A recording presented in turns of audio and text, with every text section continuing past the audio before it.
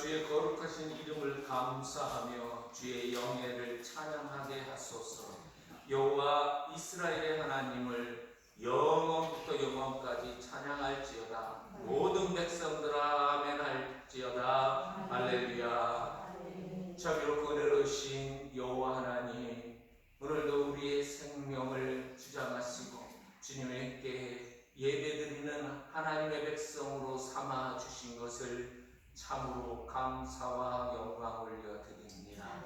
내게 올 수 없는 오늘의 귀하고 복된 날, 온 마음과 영으로 하나님을 찬양하고 예배할 때 주님 기뻐 받으시고 하늘의 천군 천사로 오늘 둘러 지치시고 주님의 거룩하신 성령으로 충만하게 하셔서 산 제물이 되기에 조금도 부족하지 아니하는 하나님의 임재로 역사하여 주옵소서. 우리 구주 예수 그리스도의 이름으로 기원하옵나이다.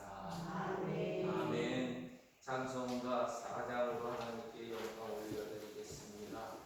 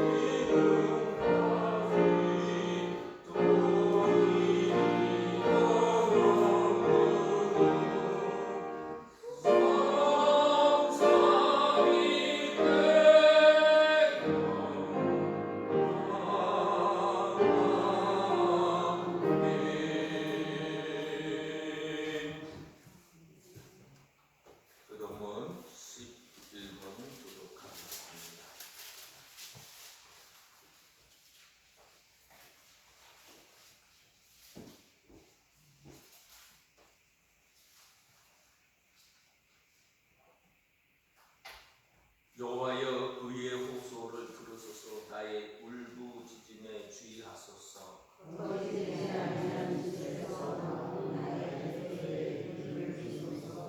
주께서 나를 판단하시며 주의 눈으로 공평함을 살피소서.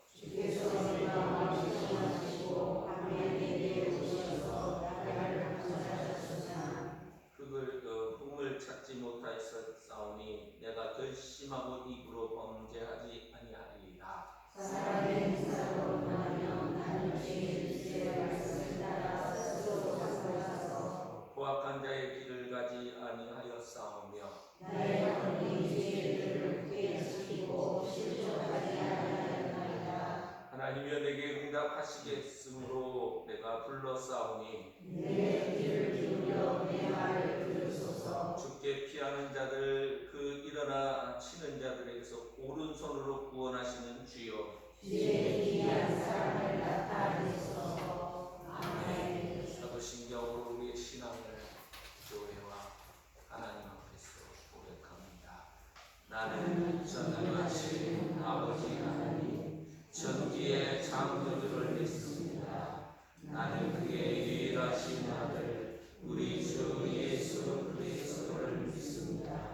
그는 성령으로 잉태되어 동정녀 마리아에게서 나시고 본디오 빌라도에게 고난을 받아 십자가에 못 박혀 죽으시고 장사된 뒤 사흘 만에 죽은 자 가운데서 다시 살아나셨으며 하늘에 오르시어 전능하신 아버지 하나님 우편에 앉아 계시다가 거기로부터 살아있는 자와 죽은 자를 심판하러 오십니다. 나는 성령을 믿으며 거룩한 공회와 성도의 교제와 죄를 용서받는 것과 몸의 부활과 영생을 믿습니다. 아멘. 앉으셔서 442장 찬양드리겠습니다.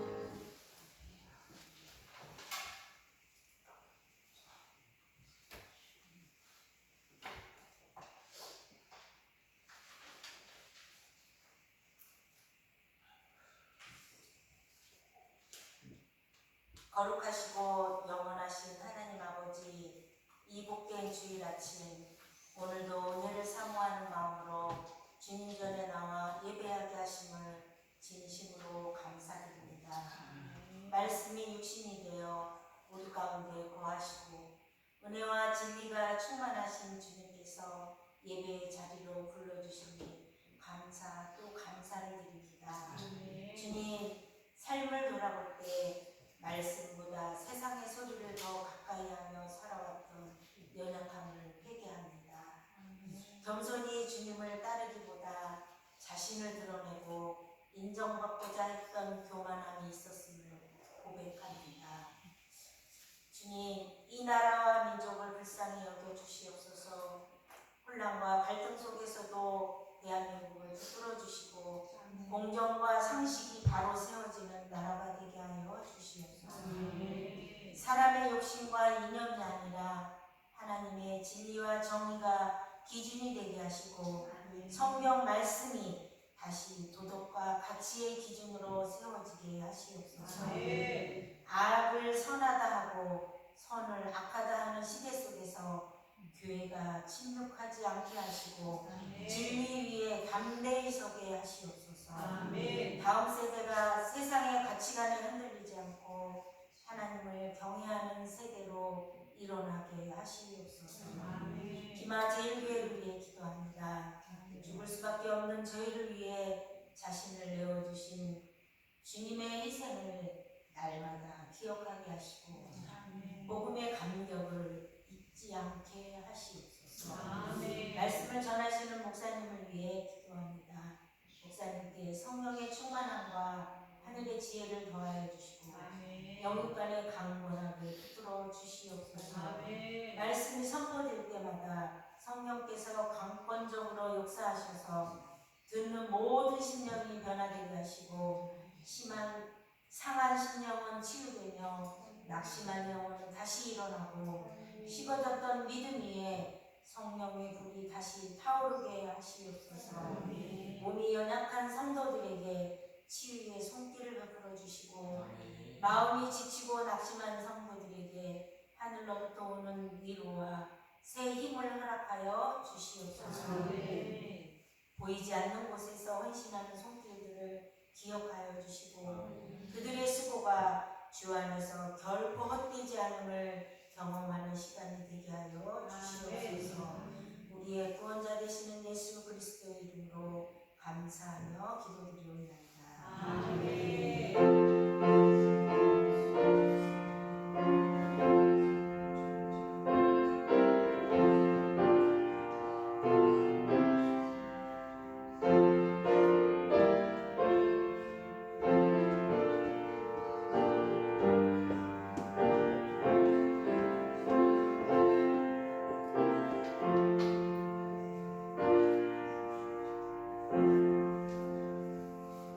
하나님께서 오늘 우리에게 주시는 말씀은 사도행전 22장 2절로 11절 말씀입니다. 사도행전 22장 2절로 11절 말씀 저와 한 절씩 교독하고 마지막 절은 같이 받들어 있습니다.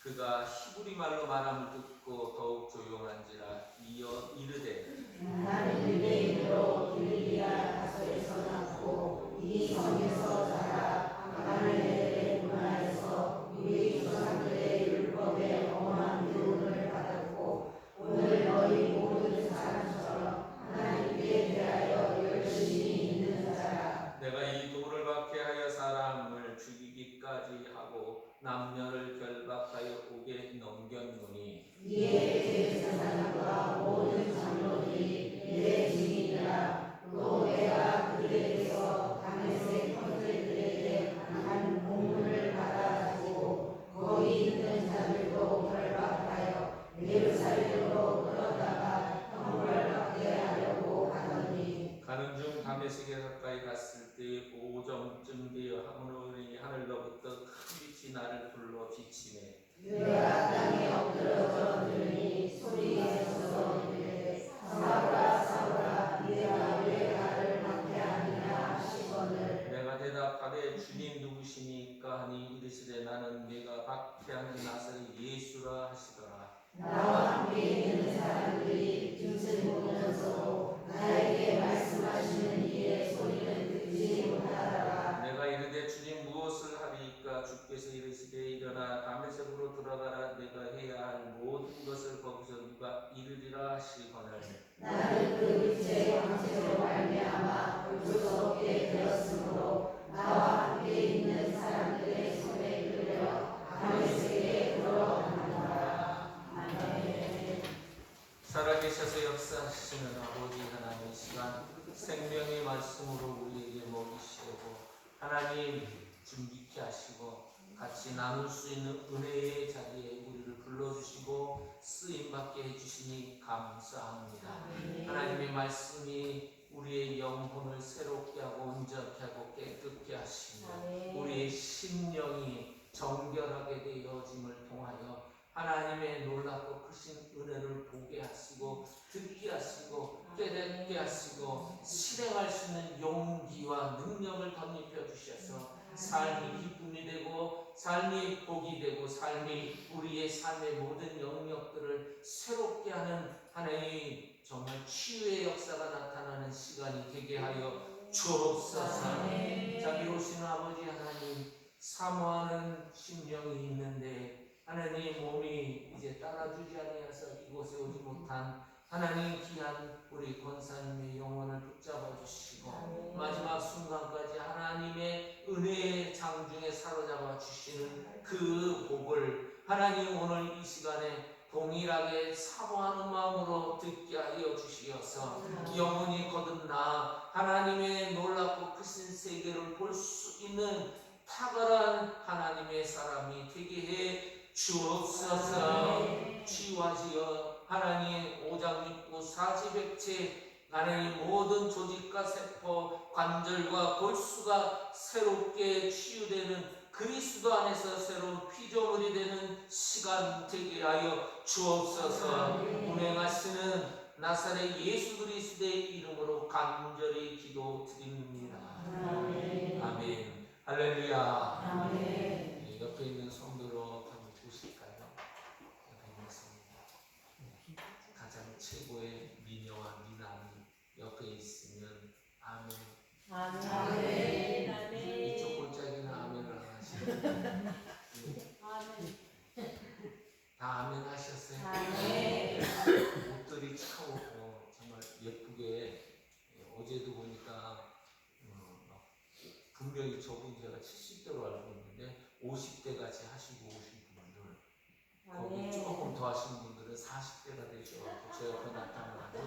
제가 동공이 지진이 돼가지고 혼났습니다. 뭘 봐야 될지. 네. 저는 오늘 말씀을 준비하면서 눈이라고 하는 것이 얼마나 복된 것인지를 알게 됐습니다. 여러분 혹시 우리 이제 눈에 이렇게 보시면 당연히 보는 거 아니야? 그러지만 사실 그런 게 아니거든요. 눈의 작용에 대해서 연구를 해왔는데 제가 참 가슴에 와닿습니다 이 눈의 작용은요, 이제 빛이 각막을 통해서 방향을 잡아주고요. 그리고 동공으로 들어간다 합니다. 동공으로 들어가는데 주변이 밝으면 홍채가 뒤에 있는 이 홍채가 눈 안에 있는 홍채가 여러분 그 동공을 여러분 눈이 이렇게 밝아지게 하는 밝게 하고 넓게 하는 이 작용을 하게 해준다는 겁니다.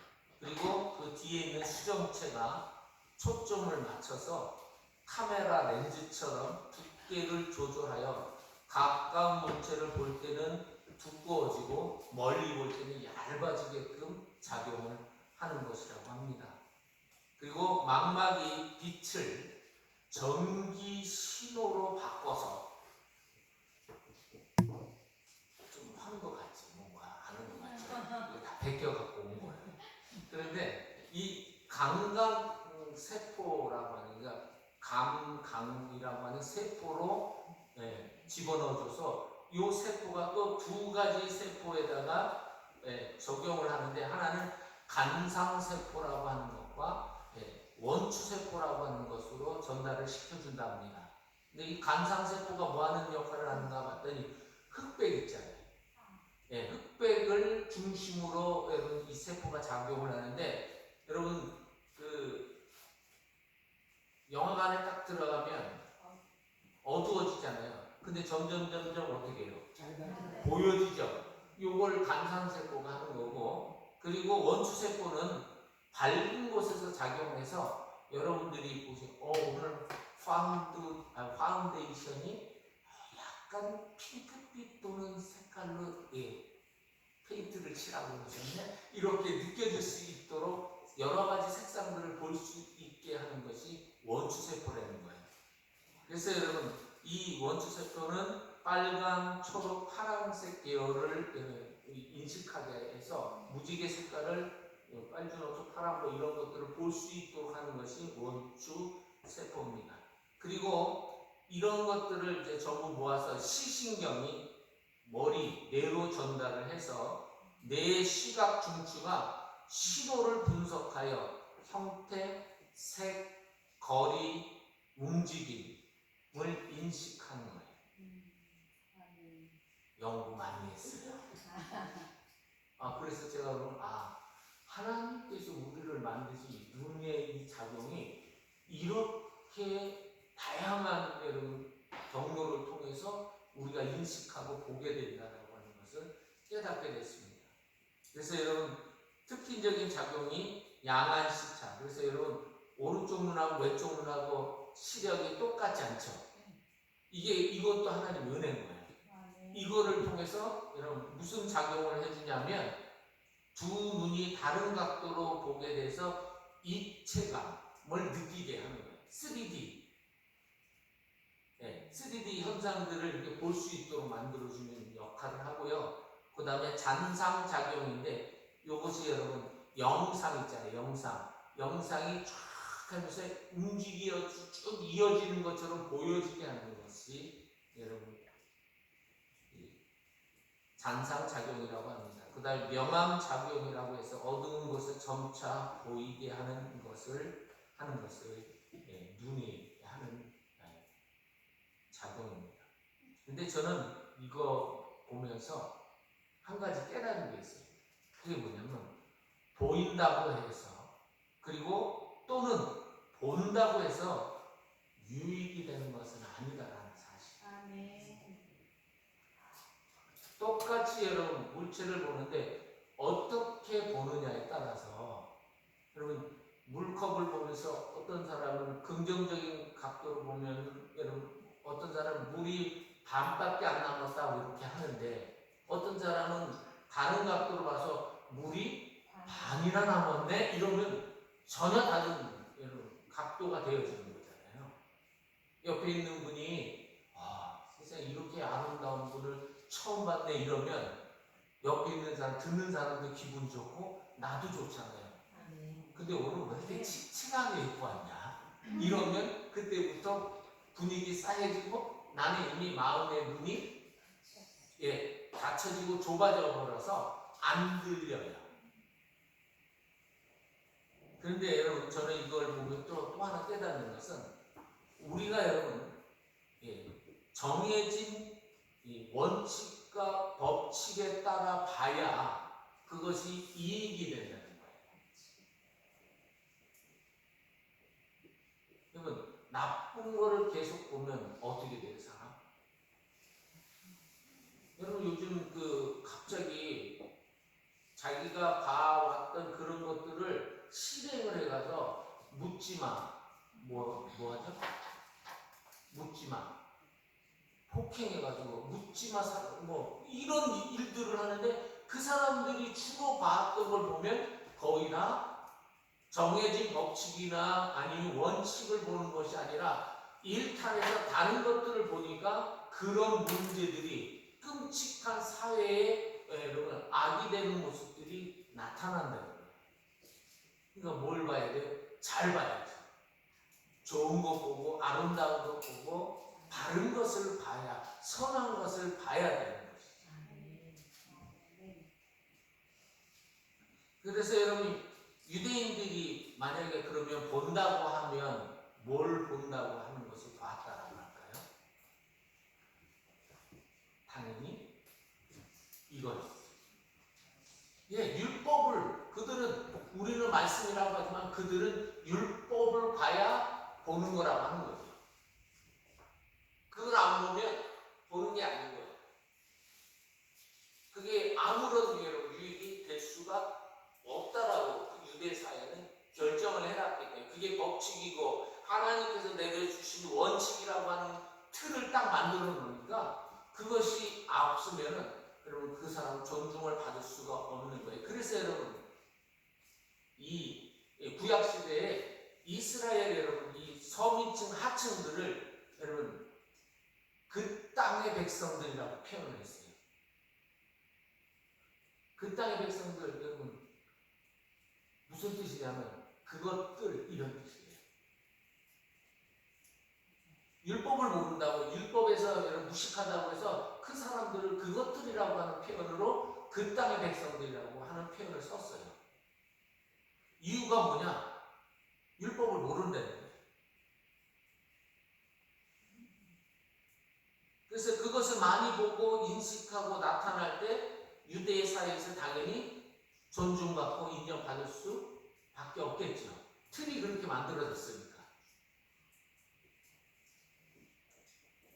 여러분 1세기 유대 사회에서요 유대교의 대표적 학파가 두 학파가 있어요. 하나는 힐렐 학파와 하나는 삼마이 학파인데 이 힐렐 학파는 여러분 대표적인 사람이 여러분 힐렐이고 삼마이는 삼마이인데 삼마이는 아주 보수적이라서 여러분 원칙대로 딱딱되지 않으면 여러분 강하게 여러분 훈련을 시키거나 여러분 제약을 주는 것이 삼마이 학파고 힐렐 학파는 그래도 비록 온건한 학파예요. 그 중에 여러분 성경에 나오는 여러분 잘 알고 계시는 가말리엘이라고 하는 사람이 있잖아요. 이 사람이 힐렐의 여러분 자녀예요. 그래서 이 사람은 온건해요.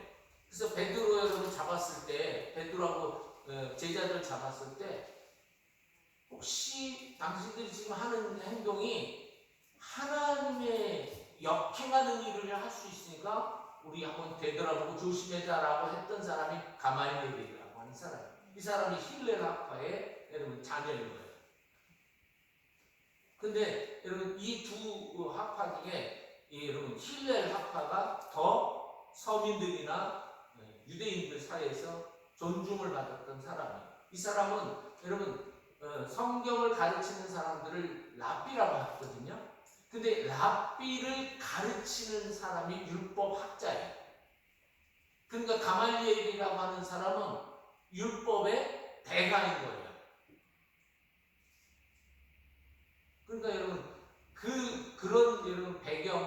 그런 여러분 제도와 구조 속에서 여러분 훈련 받고 여러분 어쩌면 그 기득권이라고 할 수 있는 그런 유대 사회에 여러분 자리매김을 한 사람이 누구냐? 바로 사울이에요. 바울. 이 사람이 가말리아의 누구냐면 수제자예요. 수제자. 근데 이 수제라라고 하는 말은 다음에 뭐가 된다라고 하는 뜻이냐면 후계자로서 이 힐렐 학파를 대표하는 그런 사람이에요.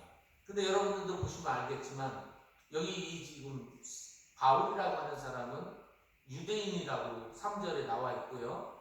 길리기아 다소에서 났다고 그러는데 이 길리기아 다소가 어디냐면 로마 시민권자라는 얘기입니다. 그러면 유대 사회에서는 여러분 이 바울이라고 하는 사람은 공회원이거든요. 공회원이 오늘 시대로 얘기하면 군의원이 아니에요. 도의원이 아니에요. 국회의원이에요. 그러니까 힐렐 학파로 따지면 이 사람은 여러분 가선 아니면 국회의장급 되는 사람이 힐렐이라고 하는 사람이에요. 근데 그 사람의 수제자니까 여러분 앞으로 장래가 어떻게 해요? 총망되고 길이 쫙 열린 사람이에요. 게다가 로마 시민권자니까 여러분 양쪽으로 모든 것을 가진 사람이 사울이었던 사람이에요.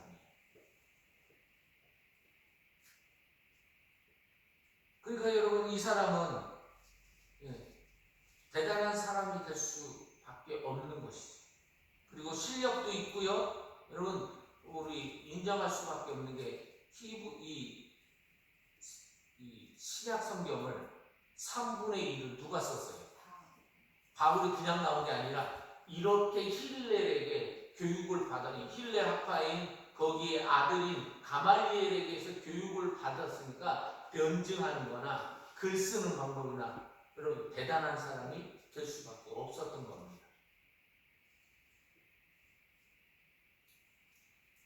쉽게 얘기하면요, 장래가 촉망되고 실력도 있고 여러분 성공한 자입니다. 성공. 누구에게나 저 사람은 정말 성공했어요. 근데 여러분 성공하는 여러분 그 바탕이 뭐였냐면 보는 거였어요. 뭘 봐요? 율법을 보고 그리고 인식하고 시신경을 통해서 인식하고 그걸 가지고 말로 표현하고 글로 써냈더니 사람들이 오 하고 그 앞에 엎드릴 수밖에 없고 인정을 해줄 수밖에 없는 사람들이에요. 근데 이 사람이 나이가 많았었느냐? 아니요. 나이가 30대 후반이에요. 그러면 어마어마하죠. 30대 후반에 국회의원, 그 다음에 학자로, 다음 후계자로, 그러면 존중을 딱 이미 다, 내정이 다 돼 있는 사람이니까 대단한 사람이 될 수밖에 없는 거예요. 그래서 여러분 그걸 가지고, 내가 본 걸 가지고, 여러분 내가 들었던 그걸 가지고, 여러분 믿음으로 산다고 열심히 산 거예요. 그래서 얼마나 열심인지. 그리고 내가 하면 할수록 유대사에서 어떻게 해줘요? 존중해주고 인정해주고 높여줄 수밖에 없으니까 거기에 여러분 사람이 열심히 해서 이렇게 하면 그냥 하는 게 아니라 존중해주면 다음에 또 나를 존중해 주겠지라고 하는 여러분 보상 심리도 거기에 같이 포함되면 여러분 얼마나 좋은지 몰라요. 그 다음에 근데 문제는요, 이 사람이 높아지고 그러니까 젊은 세대고 이러니까 그 다음부터 이 사람이 아나무인이 돼버리는 거예요.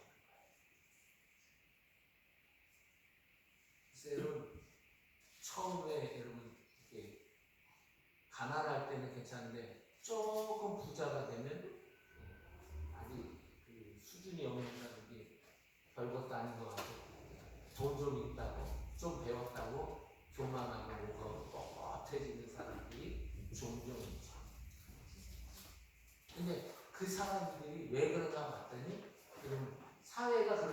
만들어진 법칙을 적용시켜서 그런 거예요.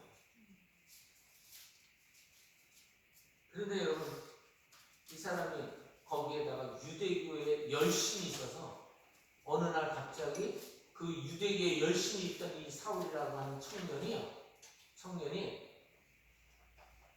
어느 날 듣도 보도 못한 그런 소리를 듣는 거예요. 그게 누구냐면 십자가에 얼마 전에 죽었던, 못 박아 죽어야 했던 마땅하다고 하는 그런 사람이었던 예수라고 하는 사람을 믿는 사람들이 많아지고 있다는 사실을 보게 되니까 분개가 났어요. 자기 딴에는 의문이죠. 이럴 수가 없다. 이거는 하나님에 대한 모독이요, 내 인생을 거절당하는 그런 모습이다. 이건 있을 수 없다. 그래서 대제사장에게 자원을 해가지고 쫓아가서 공문 하나 주십시오. 이게 뭐냐면 체포영장이에요. 체포영장에다가 안 되면 그 자리에서 여러분 폭력을 쓸 수 있는 그런 영장까지 같이 가지고 담에색으로 가던 거예요. 그런데 여러분, 거기서 생각하지 못한 음성을 듣고 또 빛을 보게 된 거예요. 그 순간 어떻게 됐어요? 이렇게 말 타고 나귀 타고 콩잡고 가다가 거기서 내동댕이 쳐져가지고 철퍼덕하고 면상을 쫙 깔고 딱 하고 엎드러진 거예요. 너무 놀란 거죠. 여러분, 저는 이 모습 늘 가슴에 새기게 될 수밖에 없는 게, 내가 이게 본다고 하는 이게 내가 다 보는 것은 아니구나 라고 하는 사실을 말씀을 통해서 보게 돼 있어요.